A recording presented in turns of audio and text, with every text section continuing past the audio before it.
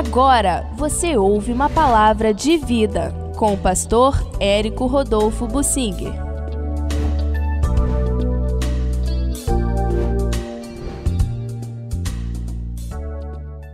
O perigo da soberba e da mistura espiritual. Eu quero fazer referência a esse alerta que Deus deixou para o seu povo de Israel no Antigo Testamento e ficou registrado no livro de Deuteronômio, mas trazer isto para nós à luz do Novo Testamento. No capítulo 17 de Deuteronômio, Deus estabelece alguns princípios. O judiciário do país estará a cargo dos sacerdotes, ou seja, o país é teocrático, quem manda é Deus, e Deus estabelece os seus representantes aqui na terra, no caso, os sacerdotes, que serão também juízes, e o que o juiz determinar será assinado por Deus e o povo vai ter que obedecer. Diz assim a partir do versículo 8, Deuteronômio 17, 8. Quando alguma coisa te for difícil demais em juízo, o juízo local, entre caso e caso de homicídio, de demanda e demanda, de violência e violência, e outras questões de litígio, então te levantarás e subirás ao lugar que o Senhor teu Deus escolher. Ou seja, quando os anciãos da cidade, que são a primeira instância de julgamento, resolverem alguma coisa e você não concordar, você achar que os anciãos estão parciais ou tendendo para o outro lado, você não concordar, então tem o tribunal de recorrência. Você vai à última instância direto. E qual é essa última instância? Virás aos levitas, sacerdotes, e ao juiz que houver naqueles dias.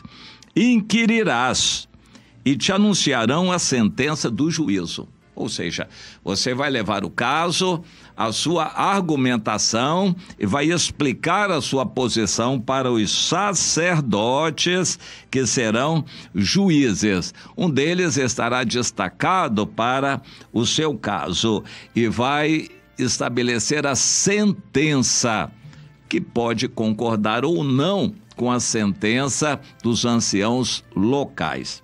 E farás segundo o mandado da palavra que te anunciarem do lugar que o Senhor escolher, e terás cuidado de fazer consoante a tudo o que te ensinarem ou determinarem.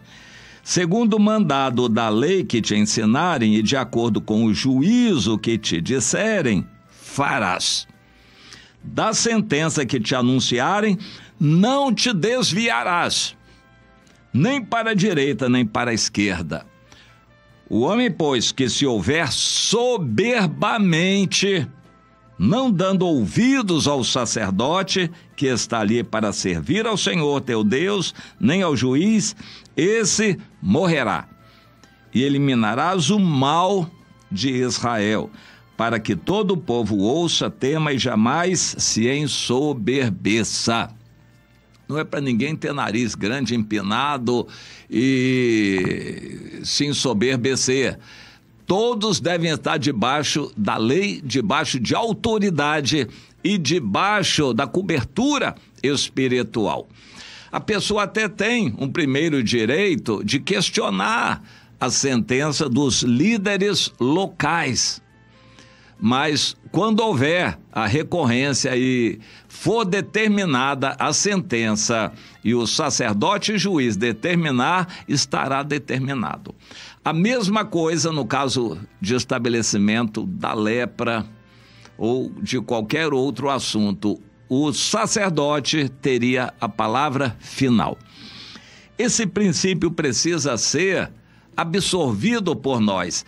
A igreja é o corpo de Cristo aqui na terra, do qual ele é o cabeça. As autoridades na igreja têm a assinatura de Deus para fazerem o que eles fizerem. Nenhum crente ou pastor ou líder sozinho tem autoridade, mas no corpo, pela unanimidade, eles representam Deus. Tem autoridade de Deus. Você sabe disto? O que 2 ou 3 dos irmãos concordarem, sendo isso considerado a unanimidade entre o corpo de Cristo, isto é autoridade de Deus, e ele assina, e ai daquele que se rebelar. Mas é o que mais acontece nas igrejas, os crentes se rebelam e fazem biquinho e vão para outra igreja. Outra igreja recebe de braços abertos o rebelde. Davi não recebeu. Aqueles rebeldes que mataram o Isbosete, filho de Saul, e trouxeram a coroa para Davi, Davi não aceitou a atitude deles e mandou que eles fossem mortos. Eles eram conspiradores contra a autoridade sobre eles, que era até então do Isbosete. Davi fez o que deveria fazer. Depois ele foi reconhecido como autoridade sobre todo o país, Davi. Mas ele não aceitou os rebeldes. Nenhuma igreja deveria aceitar crente rebelde em outro lugar que viesse para a sua igreja. Infelizmente isso acontece. Igrejas recebem rebeldes e depois vão fazer a mesma coisa ali. Eles fizeram lá, vão fazer aqui também. E a igreja está cheia de rebeldes, cheia de Judas. Isso é mal.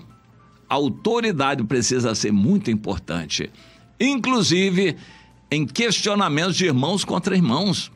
Um irmão não deveria ir à justiça contra outro irmão por nada. 1 Coríntios 5 estabelece isso. Na Bíblia, os irmãos da igreja, as autoridades da igreja têm a palavra para determinar algo e Deus assinar, desde que seja claro, seja por unanimidade e tudo transparente. Não é questão pessoal de um pastor que tem o direito de excluir, eliminar quem ele quer. Não, é uma questão coletiva e a igreja tem a autoridade de Deus. Mas esse modelo não ficou muito bem aceito pelos israelitas. Aí Deus, no próprio capítulo 17, diz: em algum momento vocês vão se rebelar e querer um rei visível, um reino aqui na terra com palácios, cavalos e exércitos, para vocês aqui na terra serem como as outras nações. Vocês vão querer em algum momento isto. Então, quando vocês quiserem, eu dou a vocês o direito de quererem um rei. Estabeleçam então um rei, mas tem que ser um rei do meio de vocês. Não pode ser alguém importado que caia de paraquedas.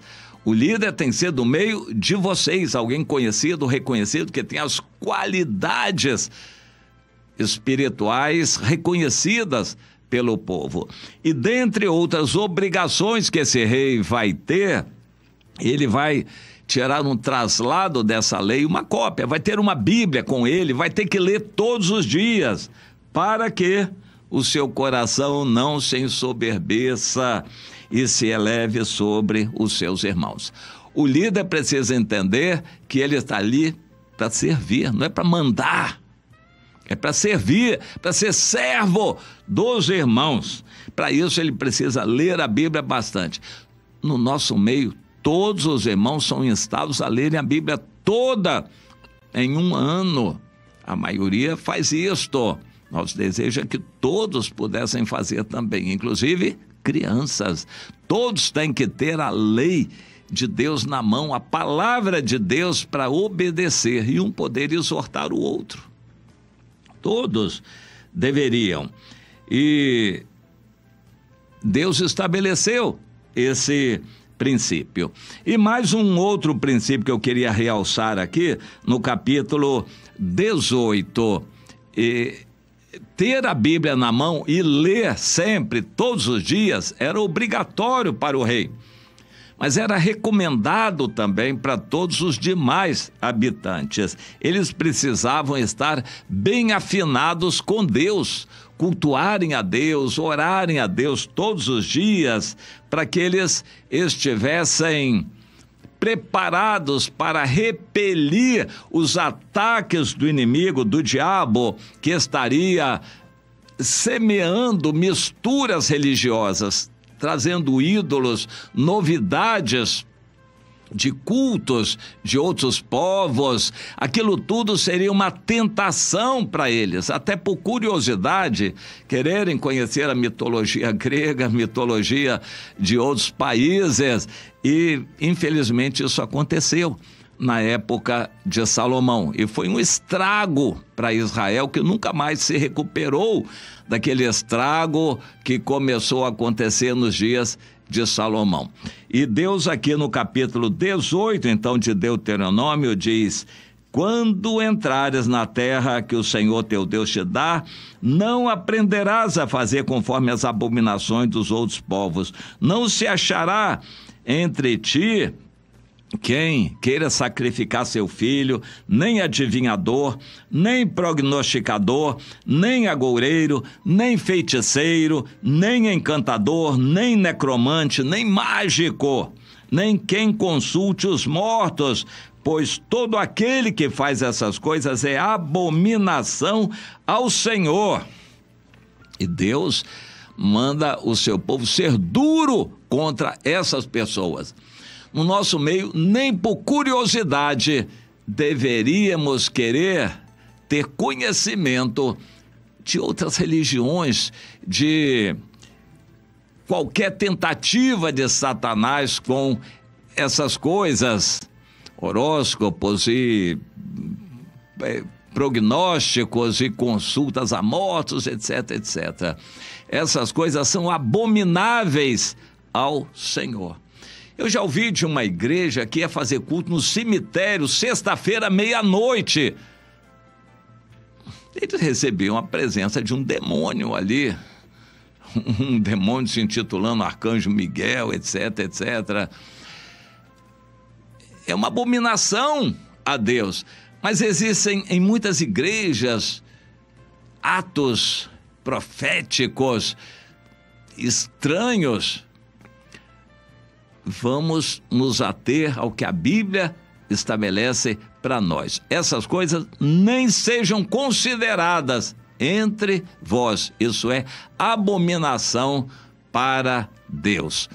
Então, esses alertas, o povo de Deus tem que estar humilde, debaixo de autoridade, apegado à Bíblia, a Bíblia sendo a nossa única regra de fé e de prática, não irmos à justiça contra irmãos, mas aceitarmos a autoridade dos líderes da igreja como autoridade representativa de Deus aqui na terra, e para isso os líderes precisam ter uma vida humilde e estar também debaixo de autoridade.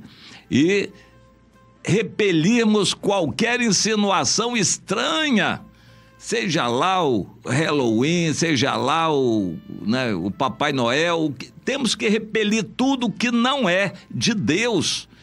E os líderes estão atentos a isso, precisam estar, e o povo precisa aprender a obedecer.